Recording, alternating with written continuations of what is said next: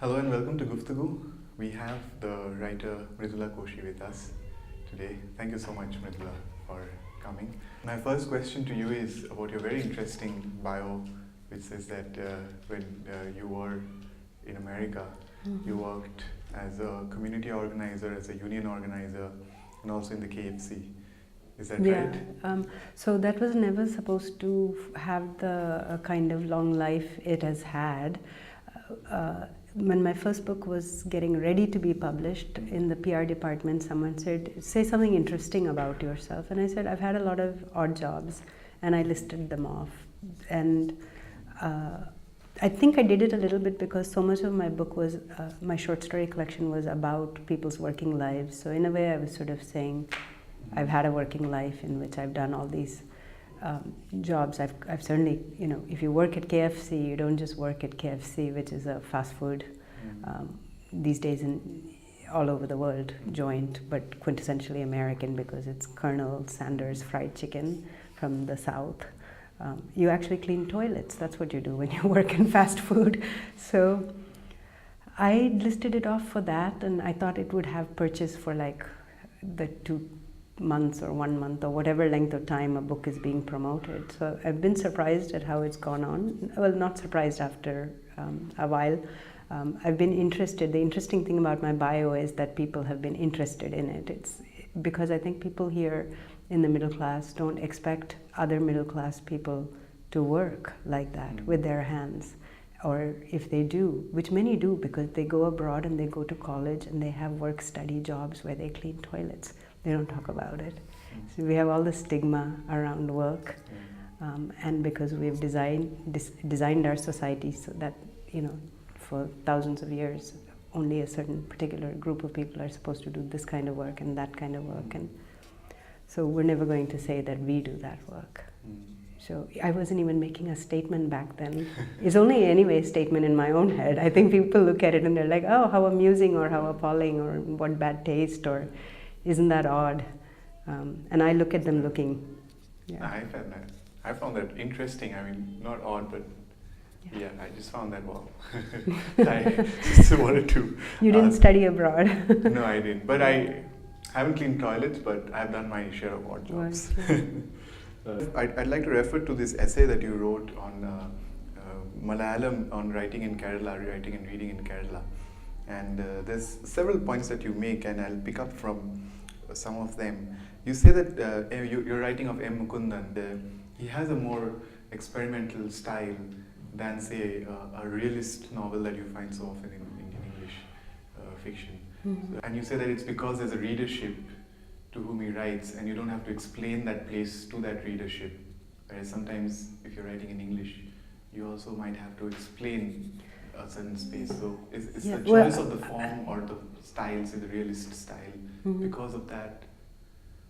I don't know. I think that what I meant, whether I said it or not, what I meant is that when your audience is from where you write your work, it's not so much that you don't have to explain the place to them, but it's that they're registering your writing in a different place than, say, of course, if you're writing about New York and people in India are having to read it, you don't have to explain New York to the people in India, not because people in India know New York so well. They do because lots of books have been written about New York. And they do because they're willing to figure it out, because they don't have to have gone there or even read all the other books in New York to know that it's a powerful place, and therefore they will do the homework to be able to read the book. That's how I read Russian books, novels set in Russia, and I loved Russian novels when I was younger and was doing a lot of reading. I would, find those works and read them. So we're all always able to read other things, but there are like dynamics of power that dictate how people read somebody else's work. So if you're writing in Kerala and you're writing for the people there, it's not that they already know what you're writing. Hopefully, in a way, they don't, and you're engaging them in a new way of seeing or talking or thinking about something. But it's rather that that the relationship between the writer and the reader is different than when the relationship is mediated by so many other things. Not just the thing of not knowing the place, but the thing of not being willing to know the place or to look something up in, to wiki the damn thing. Or so when we write from India and the work is written to travel somewhere else, we're contending with not the fact that they don't know us already and that we're taking something to them. We're contending with the fact that they might think they know us. We're contending with the fact that they might require us because they're coming from a different place of power, more power. Their literature matters more, so they might require us to prove the worth of our literature. They might be lazy or insular readers, as some readers in other places are. We are lazy and insular in India about reading about the parts of India we don't already know. We might require them to prove to us that they're worth reading. We might announce up front that we will never be bothered to know more than what is explained to us. So the great freedom of a writer who writes knowing that he's writing for people with whom the relationship of power is not so dramatically skewed, and what mediates the conversation between the reader and the writer is a mutual engagement in the question. That's to me the most compelling thing about Mukundan writing in Kerala and being read by Malayali writers. I'm sure he's read by other writers elsewhere too. Realism, where does it come from? And I think probably, one part of that anxiety to meet the reader who has so much power over how one's writing is interpreted, that anxiety might compel us to try to write as they expect it to be written, write so that they can continue in their self-congratulatory mode, write in the anxiety that no matter what we do, they won't see, so we'll make it more real, whatever real is. So somewhat, probably, our engagement with realism in Indian writing is dictated a little bit by wanting to be believed that we are plausible, we are here, our writing is plausible, it's worthwhile. Okay. Which brings me to the next part. I think that there are, when your book has a separate edition in some other country, there are some changes. That's hardly ever happened to me. Okay. I have one book, my first collection was published in Australia. And this is the big thing for an Indian writer, to be published abroad, whether you intend when you're writing to find an audience that's narrow or wide or whatever. But when the book is done and when it's being looked at for publishing, one of the questions, for example, is should we publish this book? In weighing that question, a publisher is thinking, how widely can this book travel? And the market dictates so much after you've written, and perhaps it dictates, not so much in literary fiction, but still even here, perhaps it dictates somewhat even when you're writing. So when my first book was shopped around by my publisher here in India, taken to the Frankfurt Book Fair and so on, it didn't really find takers. Finally, a small imprint in Australia published it. And the second and the third book have not had any interest from anybody. And I have an agent, and she's in London, and she's tried, and I think she's tried, and it just hasn't worked for me. Yeah. Yeah, but were there changes in the edition? The book was changed. It had to be made more friendly to. Okay. So it was a heavier book in India. About if it is sweet. Yeah. Yeah, the one experience I had, the book is dramatically different. Some of it is improved, and some of it is just that what's relevant for Australian readers curious about India, Indian writing, how we see things in India. The publisher there determined, my editor and publisher, her name's Kavita Dhara, and she's great. She did some significant things to make the book a better book, and she did many things to make the book more relevant to people in Australia.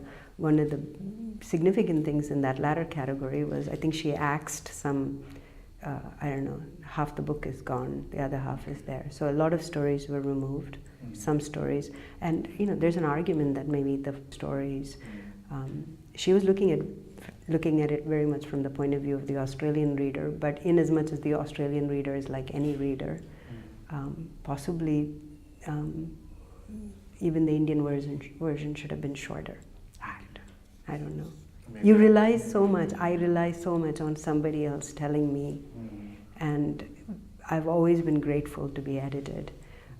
I don't think it's problematic if once a book is written, if someone says this is what makes sense in Japan, in the sense that I don't quarrel with that understanding that things have to change, but once we start making the changes, I may have quarrels with specific changes. There's one thing that really struck me about your stories, and it was the way the ending happens. And and there are certain places where I felt that some of the ways you end a story, it's very similar to the way a poet would end a poem. It's like I could find narrative techniques and devices that poets use often in your stories. For instance, I just read this out. It's the ending of Plaster of Paris, and this is how it ends. These are the closing sentences. If Dadaji were to come one last time, he would like to ask him about the men at the construction site who, laughing and pushing each other, had lined up that morning by the bus stop to receive leaf bowls of a yellow mush.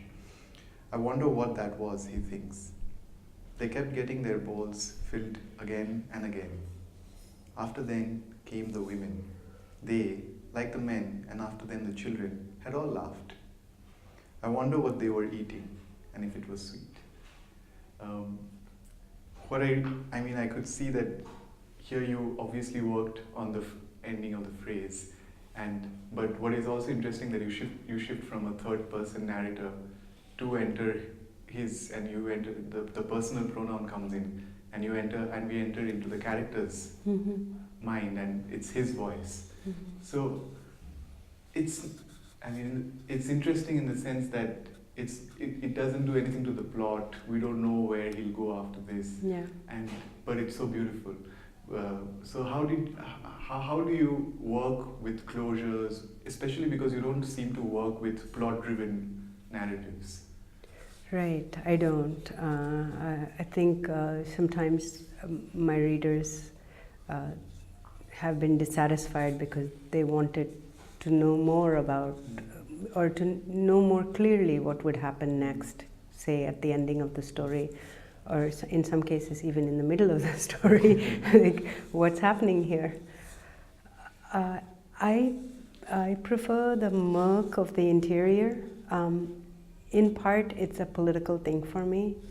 I've entered writing in a way as a corrective to other books that have been written or not written. There's just not been enough writing about the interior lives of working class people.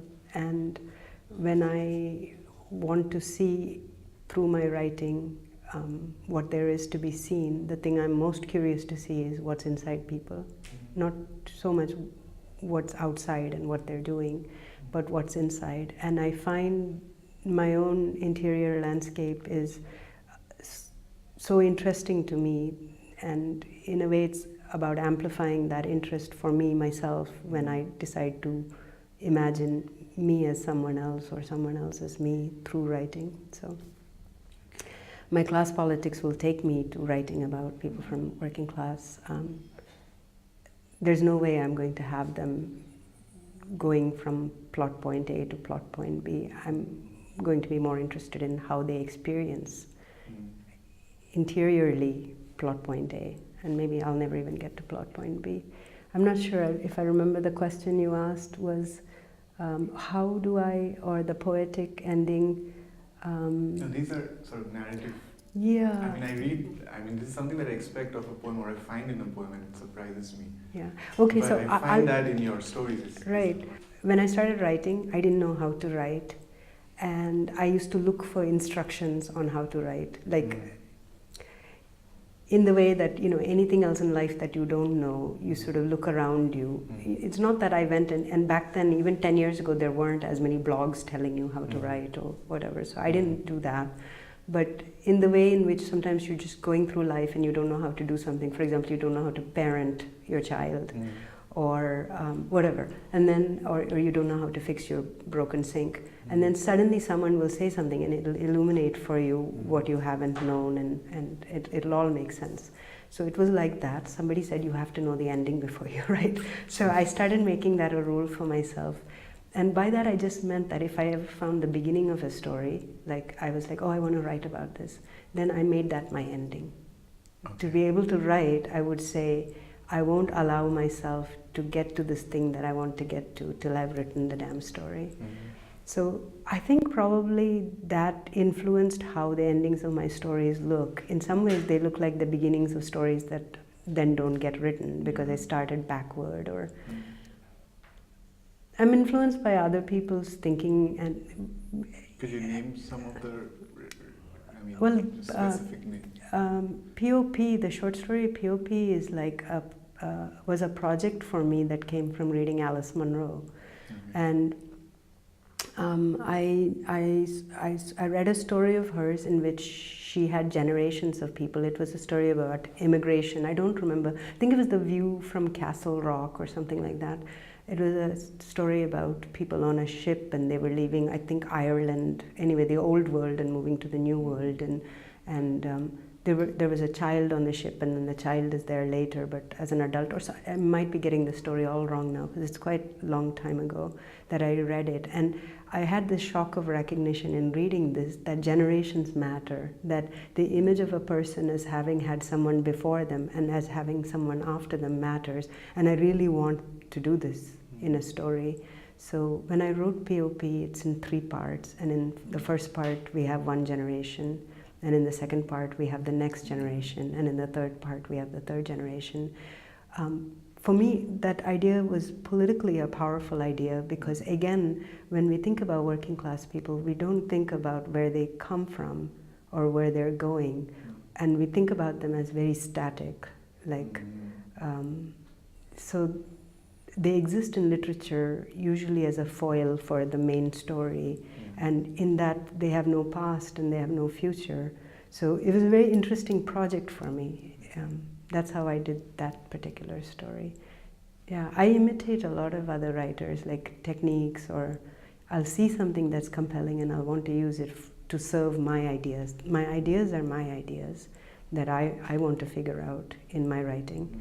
And then there's all this assorted tools available, mostly by reading other people. Okay, so could you tell us some of the other things that you were reading, maybe when you were writing, say with specific references, if you can recall them? The shortest piece in that collection is Intimations of a Greater Truth. It's only about 900 words long, and I was not inspired by a writer. I was inspired by how we use bureaucratic language in India.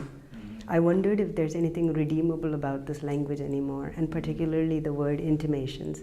I felt there was something redeemable about it because it's a word that has a lot of resonance for me. It's a beautiful word. It has a delicacy about it, and yet it's used in the clunkiest way possible. Bureaucratic writing uses the word intimate all the time, and people in India are always intimating things, but the things they intimate are are not delicate things. They're things like, I will be absent from work tomorrow because of a marriage in the family or a death in the family, and then this is all intimated. And I wanted to write a story where we could take this word and redeem it. It was the second time I ever wrote a story, and I could only sustain it for 900 words because the word was powerfully presenting its clunky self. I couldn't have like kept going with the word. I neither had the skill, and the word was so powerfully on the other side of that line from literature. It had so much become about a bureaucratic use of language. The first story I ever really wrote in my life is a story called Jane Eyre, because I found myself in Jane Eyre when I was like whatever young age I was, and then refound myself over and over. In time, so many things I didn't know in my first reading of it.